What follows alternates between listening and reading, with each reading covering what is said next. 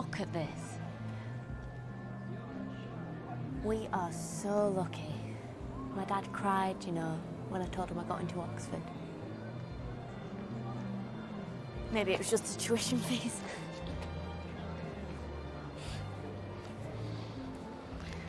You see, my dad would have cried if I hadn't got into Oxford. My whole family come here. My little brother, he's 13 and he can't wait. Miles, are you posh? Just normal. La plupart d'entre vous ont sûrement fait des études à l'université, ou y sont peut-être encore, voire pour les plus jeunes, espèrent peut-être y entrer. Ce que je vais vous expliquer aujourd'hui n'a pas pour but de dénigrer ces années étudiantes ou ces établissements, puisque moi-même j'en garde quelques bons souvenirs, mais il faut bien que l'on revienne sur les causes réelles de leur effondrement. Parce que dans l'imaginaire collectif occidental, l'université renvoie d'abord à la notion de prestige et de privilège. On pense aux superbes établissements des collèges anglais, ceux des Ivy Leagues américains, cette atmosphère élitiste et studieuse, les grandes bibliothèques ou les courses en aviron. Et je ne parle pas seulement des établissements les plus réputés, car même les universités provinciales, les moins connues, eurent aussi, comme nous allons voir, leur heure de gloire. Alors qu'est-ce qui a bien pu se passer pour qu'en l'espace d'une moitié de siècle, les universités soient devenues si laides, si médiocres et bordéliques? Est-ce que c'est l'effondrement du niveau scolaire, l'oubli des traditions, le manque de budget? Je vais ici prendre une autre cible. Il semblerait plutôt que le monde universitaire, à l'image des régimes politiques, soit meut par un cycle qui échappe à l'emprise humaine. Pour comprendre cela, il est nécessaire de faire un petit récapitulatif historique. Les universités ont pris racine à partir du XIIIe siècle européen, avec l'intention de favoriser la connaissance juridique, artistique, médicale et théologique des jeunes nobles, qui étaient destinés pour la plupart à rentrer au clergé. Elle reposait principalement sur la philosophie scolastique, qui consiste à intégrer les principes aristotéliciens à la théologie chrétienne, c'est-à-dire allier harmonieusement foi et raison, avec comme point de mire comprendre la vérité divine, absolue, comme un système parfait. Ces premières générations d'étudiants, extrêmement minoritaires, étaient aussi vis-à-vis de la moyenne de leur temps extrêmement intelligents. Ils avaient le courage de questionner les croyances religieuses de leur époque, ce qui était assez mal vu, et de ce fait, il fallait une intelligence créative hors norme pour commencer à voir le monde autrement que par la seule Bible ou les seules superstitions locales. Au XVIe siècle, avec l'émergence du protestantisme, on vit en Angleterre, en Hollande et en France la remise en question de l'enseignement classique par les nouveaux dogmes théologiques. On notera d'ailleurs les 3 tests actes de Charles II qui empêchaient les non-anglicans d'exercer des fonctions publiques, civiles ou militaires. Et avec ça, une nouvelle sociologie de nouveaux étudiants conformes aux nouvelles idées et surtout fascinés par le prestige des universités scolastiques va donc progressivement remplacer l'ancienne élite. Les aristocrates et les gens les plus intelligents préfèrent alors fuir les vieilles universités devenues très dogmatiques, Oxford et Cambridge en faisaient partie, pour rejoindre les universités provinciales plus petites et plus récentes. Ils reprenaient déjà ce qui se faisait au tout début des universités, c'est-à-dire suivre des formations à travers l'Europe, afin de finalement faire ce pourquoi elles ont été créées, c'est-à-dire la recherche de la vérité. Alors maintenant, vous pourrez me dire, et à raison, bon, ok, on comprend le changement de population, mais en quoi cette nouvelle génération d'étudiants qui s'est maintenant installée par exemple à la Sorbonne ou à Oxford, ne pourrait-elle pas, elle aussi, conserver le principe de recherche de vérité absolue? C'est là que rentre en jeu la biologie sociale. Il faut savoir que l'intelligence est héritable à 0,8, sur une échelle de 0 à 1. C'est-à-dire que si une personne intelligente fait des enfants, ceux-ci auront eux aussi très probablement une intelligence similaire, voire supérieure. Aussi, on considère que l'héritabilité entre intelligence et statut social, dans un calcul de 3 générations successives, serait de 0,7. C'est-à-dire que notre intelligence est très largement liée aux gènes, mais aussi en proportion élevée à notre origine sociale. Les premiers scolastiques étaient donc des gens hautement intelligents et dont l'appartenance à une aristocratie endogame, c'est-à-dire qui tend à se reproduire avec des membres du même groupe, parvenait à alimenter les universités avec des gens au moins aussi intelligents. Mais que se passe-t-il une fois que ces universités sont tout d'un coup moins sélectives en intelligence et en statut social ? En premier lieu, il faut comprendre qu'être raisonnablement intelligent, c'est-à-dire dans la moyenne supérieure, est corrélé à la recherche de statut, la recherche d'un diplôme, bref, d'une considération sociale. Elle implique des facultés d'adaptation conformistes, la capacité à sentir les dynamiques de la société et à trouver la meilleure façon de s'y intégrer avec le plus de réussite possible. Mais lorsque l'intelligence tend vers un niveau encore supérieur, ce type de personnalité, que l'on nomme prosociale, devient moins évidente. Voire pour les intelligences vraiment extrêmes, elle disparaît au profit de la personnalité asociale. Les motivations premières d'une personnalité asociale ne sont ni le statut, ni la carrière, ou même la sexualité ou la renommée, mais bien plus la volonté de répondre à des motivations intérieures, à des questionnements profonds, parfois obsessionnels. Autrement dit, un comportement qui, par essence, est orienté vers la recherche de la vérité et des grands principes absolus de notre existence. Ces questionnements sont alors nécessaires et suffisants à son épanouissement personnel. Les génies sont obsédés par ce qu'ils ne peuvent comprendre. Voilà donc comment le remplacement des scolastiques par une génération moins intelligente et pour qui le principe de vérité est relatif a précipité l'effondrement des universités médiévales classiques. Et si vous êtes attentif, vous pouvez d'ores et déjà remarquer une certaine similarité avec notre époque.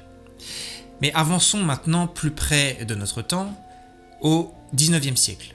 L'institution universitaire y trouve sa pleine maturité en retrouvant peu à peu sa stratégie sélective élitiste.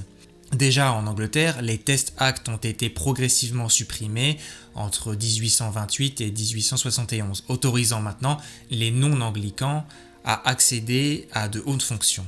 Au sein des pays germaniques et progressivement aux États-Unis, on voit l'essor de ce qu'on appelle la méthode de Humboldt, du nom de son créateur Wilhelm von Humboldt, un modèle qui reconsidère la tâche universitaire comme une démarche transdisciplinaire et destinée avant tout à la recherche, au progrès de la science.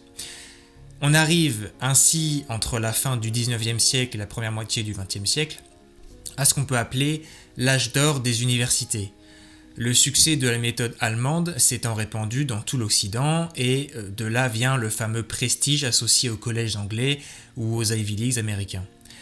Elles sont à la fois un terrain propice à l'épanouissement créatif des étudiants, en quête de territoires inexplorés, et une matrice de formation garantissant une intégration sereine dans les plus hautes sphères professionnelles. Elle est un carrefour de confrontation entre les doctrines et les traditions, un lieu propice à l'émulation de personnalités hautement créatives, capables de penser en dehors des normes, sans craindre l'ostracisme. Et c'est bien cette culture de l'excellence et de la créativité, dans une période où le niveau de l'intelligence en moyenne de la population européenne se situe entre 110 et 115 de QI environ, c'est-à-dire inégalé, qui fut la cause du nombre formidable de nouvelles inventions majeures dans tous les domaines, artistiques, philosophiques, scientifiques, etc. Mais c'est là que nous arrivons à la deuxième phase du cycle, le déclin, et que nous faisons écho à la période de la Réforme. Et ça commence à partir de la fin du XXe siècle à peu près. Là, avec la démocratisation de l'université, on va connaître un nivellement par le bas qui est ahurissant. Plus on découvre de nouveaux territoires scientifiques, plus les formations se densifient, plus elles se spécialisent, par exemple toutes les branches de sciences humaines et sociales qu'on connaît aujourd'hui. Et plus les spécialités se multiplient, plus elles attirent de nouveaux enseignements propres, de nouveaux étudiants, etc., etc. Le nombre de cursus explose et des étudiants viennent de plus en plus loin pour tenter eux aussi de décrocher les fameux diplômes dans des établissements reconnus et prestigieux. Sauf que le sentiment de prestige, lui, il s'estompe bien plus progressivement que le prestige réel. Ces nouveaux étudiants qui il y a 20 ou 30 ans auparavant, n'auraient même pas eu la chance de pouvoir entrer dans ces universités, rejoignent ces établissements en croyant être à la hauteur des générations qui ont apporté le prestige et en se disant que Oxford sera toujours Oxford et Harvard sera toujours Harvard elle aussi. Le nom suffit finalement à la réputation. Mais le prestige n'est pas ancré dans le marbre, il est fluide, plus que le genre en tout cas.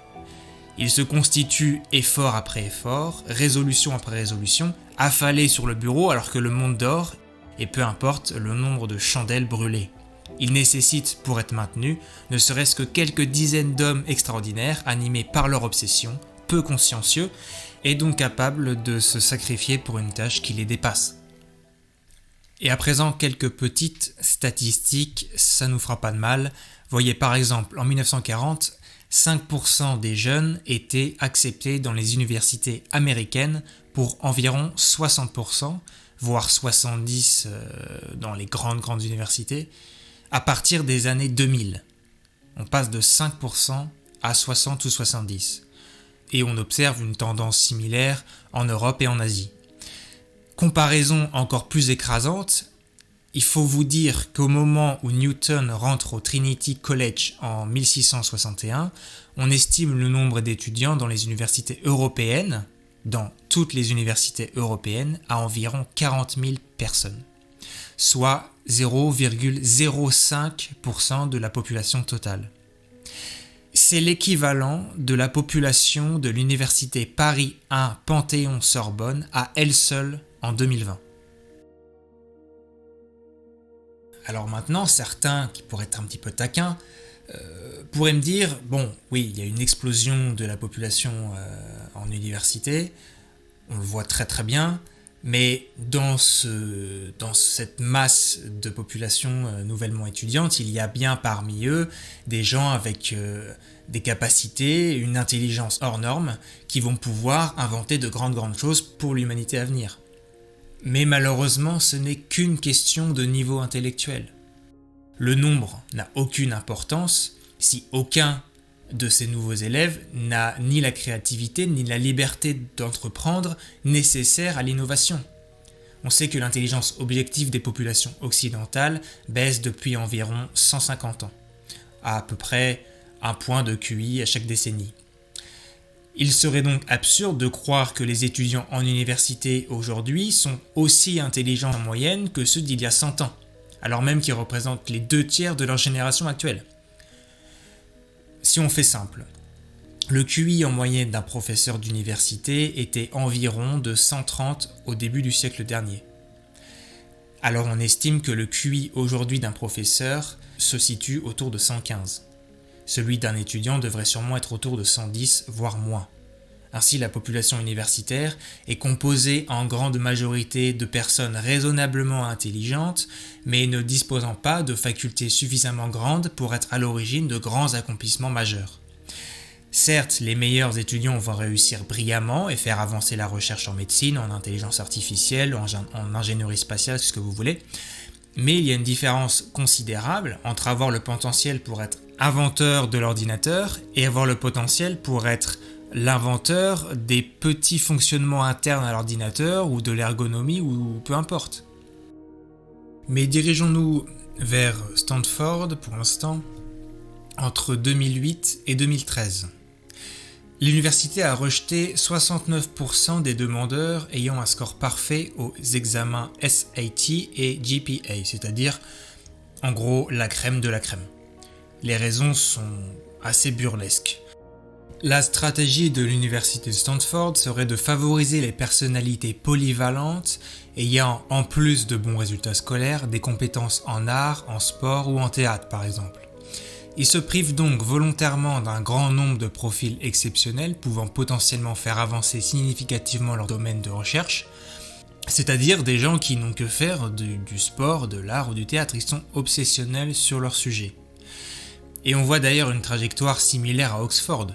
Les 2 derniers vice-chanceliers de l'université d'Oxford depuis 2016 sont des femmes. Ce sont d'ailleurs les seules femmes nommées à ce poste depuis 800 ans, donc c'est-à-dire depuis toute l'histoire de l'université. C'est la preuve d'une incroyable féminisation des universités, on passe de 20% dans les années 50 à presque 60% aujourd'hui.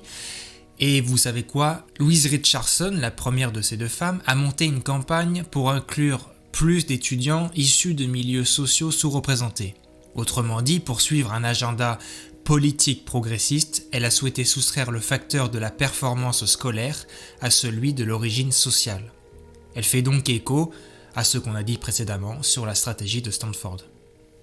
Les universités autrefois prestigieuses sont devenues des bunkers religieux aux mains de groupes d'étudiants et d'enseignements sans repères ni garde-fous éthiques. Ce sont des chaudrons idéologiques et victimaires qui déversent leur bile dans tout le reste de la société. Et pour les étudiants ou les professeurs qui n'acceptent pas les dogmes, le renvoi est devenu chose bien trop commune. Et vous savez, il y a quelques décennies, la pénétration idéologique dans le milieu étudiant n'avait aucune chance de prendre une telle ampleur, à part quelques rares manifestations vite oubliées ou vite réprimées. Les rectorats étaient en effet composés d'une majorité de professeurs héritiers de grands scientifiques ayant grandi avec l'idée que l'université était réservée à une élite intellectuelle animée par la recherche et non la revendication morale et politique. Mais les nouvelles générations ne sont pas là pour ça. Elles viennent vivre l'expérience étudiante, profiter de l'indépendance, faire la fête, s'insérer dans un réseau, aller à Oxford pour se sentir être de Oxford et valoriser, et en se pensant incroyablement intelligent, etc. Cela tombe bien puisque l'entrée y est maintenant si facile. Et si beaucoup d'étudiants ne terminent pas leur formation, peu importe le degré, c'est autant du fait qu'ils se sont vus plus forts qu'ils ne le sont réellement que de fait qu'ils trouvent autre part de meilleures opportunités de carrière. D'ailleurs, que peut bien valoir un diplôme de licence dans une sous-branche de sociologie ou bien même un grand diplôme en physique à Cambridge, autrefois extrêmement honorable, mais aujourd'hui assez dégradé par les gens qui l'obtiennent. Dans l'ère d'Internet, de toute façon, mieux vaut devenir autodidacte. Bon, maintenant qu'on a le schéma des universités en tête, je mettrai d'ailleurs une image à l'écran. Je pense qu'il est raisonnable de croire à un possible renouveau. D'ailleurs, on l'a bien vu avec les universités au XIXe siècle, comme celle de Humboldt, ou bien les universités écossaises au XVIIIe siècle. De nouveaux instituts vont déjà progressivement voir le jour, et c'est déjà le cas. D'ailleurs, on connaît par exemple l'ICES en Vendée. Mais je crois qu'il faut faire attention puisque ce qui va dépendre de la réussite de ces établissements et de l'émergence d'une nouvelle idée universitaire libérée de l'emprise du politiquement correct, ce n'est pas tant le nombre d'étudiants que le système de formation. Pour permettre au génie type, puisque c'est de ça dont il est le plus important, dont il est question, pour lui permettre de s'épanouir, de réussir et fournir au monde quelques vérités inexplorées, il faut d'abord savoir le repérer et être capable de comprendre son fonctionnement, comprendre sa personnalité si atypique, et comprendre que ses facultés hors normes vont souvent de pair avec des difficultés d'intégration et de compréhension des normes sociales habituelles. Bien, cette vidéo est à présent terminée. Merci à vous. C'était un sujet assez dense, assez complexe pour une première vidéo, puisqu'il a réuni des outils de réflexion divers et variés. Vous me dites ce que vous en pensez. Si vous avez des réactions dans le fond, sur le fond, mettez-le en commentaire et on se retrouve très très vite, donc je pense la semaine prochaine, pour la prochaine vidéo. Ce sera sûrement sur le sujet de la psychologie des génies. Et merci encore. Abonnez-vous, mettez un like et à très bientôt. Merci.